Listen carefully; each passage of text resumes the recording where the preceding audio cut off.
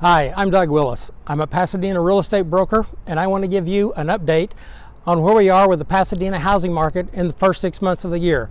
There's been some stories that came out this week, and so let's take a look at the numbers and see what we have to say.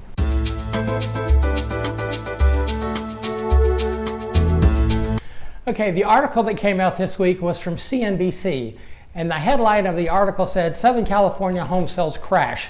A warning to the nation. This is Houston. Say again, please. Houston, we have a problem. So I think on the surface, if you're just reading the headlines, you'd probably have to admit that's a pretty negative article. And so it kind of is attempting, I think, to sound the doom and gloom alarm for real estate in Southern California. Also, it goes on to say that Southern California a lot of times is a predictor of what happens on a national level. As California goes, so goes the nation. I don't know if that's true anymore. I don't think California is the bellwether that it used to be. Did I say that right? California? California? California? California. California is California. California. The state of California. California. So in this first graph, we're going to take a look at single-family home sales in Pasadena. There's a couple of trends that really begin to jump out and become noticeable. I've gone back and I've recapped the last 3 years.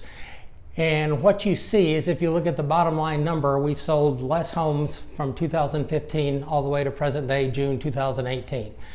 And of course, the reason is when prices go up, it takes a lot of people out of the housing market. Fewer people can afford it. So I think what it really speaks to is the demand elasticity in the housing market. When prices get too high, people just can't afford it, and they look at other options.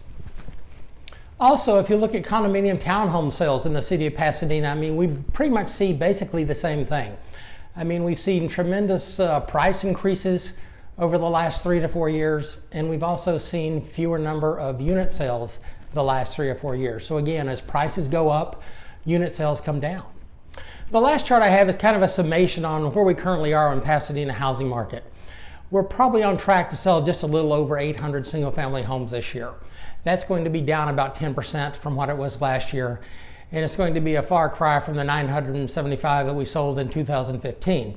But I think economically, if you look at where interest rates are, which they've been rising the past couple of months, the weather has turned extremely hot. But on the other hand, economic growth is fantastic. I mean, there was just 4.1% growth reported today. So I think it's just consumers pulling back a little bit, trying to catch their breath. I mean, we are certainly going to sell fewer homes than what we have in the past, but a crash? No, absolutely not. I hope you've enjoyed this brief recap and summary of the Pasadena housing market and my opinion on where things stand. Now you're up to date.